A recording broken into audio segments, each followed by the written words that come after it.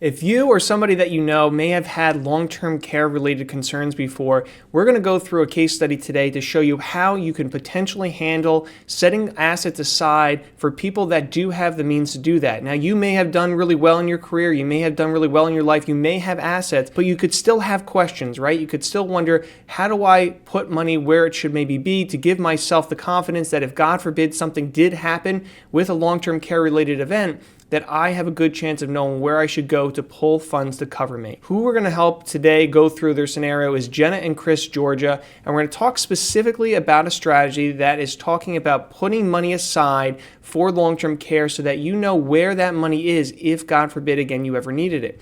Now, the thing with long-term care, as we jump down to see a little bit of their situation here, is most people do not have long-term care insurance. And if you didn't get it quite a bit ago, maybe 10, 15, even 20 years ago, it can be very, very cost prohibitive to get a traditional type of insurance policy now. Companies have mostly pulled out of the space because the policies were so mispriced. They thought that care was going to be much less expensive for a much shorter period of time, but how things have turned out is that long-term care is increasingly expensive every single year, and people aren't just passing away, they are going through extended medical items years, at a time sometimes before they may pass away. So long-term care has become a big point that you need to think about, and hey, how am I going to cover this? And if you haven't bought a long-term care insurance policy in the past, well, you need to look at your assets now. Now, fortunately here, for who we're looking at, for Jenna and Chris, they do have a sufficient amount of assets, but it's about repositioning those assets in a way that gives them confidence.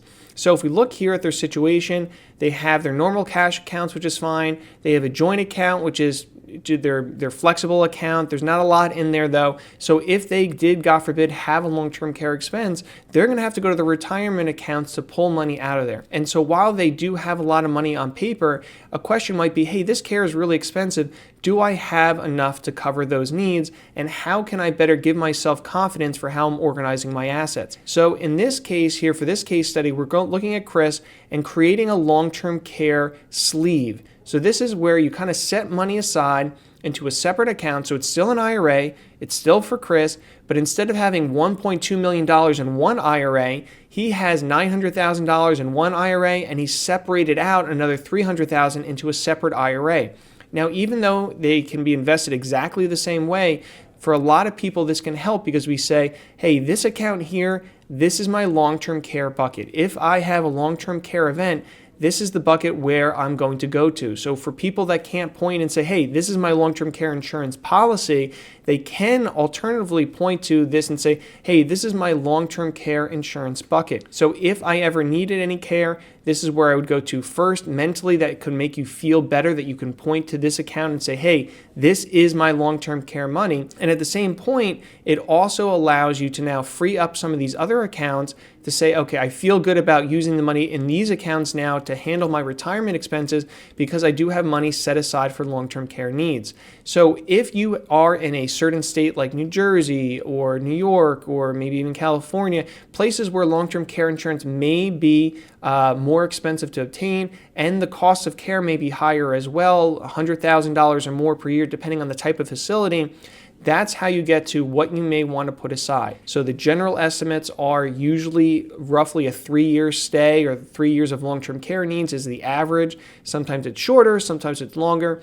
But 3 years is the average because usually either you are able to get out of the facility and kind of go on with your normal life, or you may no longer be with us. So, looking at your state's individual needs, what type of care you may want to have, and multiplying it by whatever factor you feel is fair based on what I shared, whether it be 3 years or 4 years or 5 years if you want to build in an additional cushion.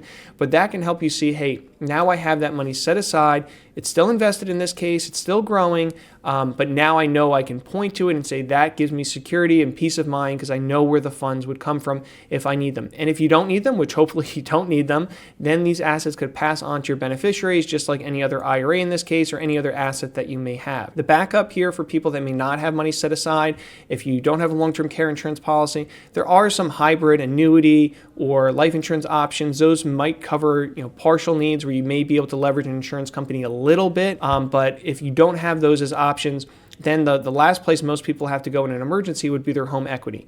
But even just being able to look at that and say, hey, I know in an emergency where I may have to go, again, now you can at least point to somewhere and say, that may give me peace of mind. I don't want to use it. I don't want to have to do that. But at least I know in an emergency, if I don't have money to set aside like Chris does, well, I still have money that is in my home, and that could be an emergency source of funds if I needed it to in a long-term care kind of event. So if we jump over here into the plan design, we can take a look at a long-term care scenario. So if we're turning on those long-term care expense needs, obviously, let's say this average 3 years, we're going to see those expenses jump up for Chris and Jenna. However, because we set that IRA money aside, we kind of have that separate sleeve, so to speak, that we know, hey, we're designating this money specifically for long-term care. We know that, okay, if these costs do arise, we know where we can go to get it. And then now that frees up the rest of our assets to say, hey, now do we still have room to spend a little bit more from what is not designated for long-term care? And fortunately, in the case of Chris and Jenna, they have plenty of cash flow flexibility. But again, now instead of just saying, I hope I'll be okay, they can point to an account and say, hey, I set money aside specifically for long-term care. I know what account I would go to if, God forbid, that arose. And that now allows you to have a strategy, even if, for some people it might be home equity as the emergency strategy, but you have some strategy, something to point to if you can't afford the long-term care insurance, if you haven't gotten it, as an older policy where they're much more affordable, you can point to something, and having a plan is what can oftentimes give you that peace of mind.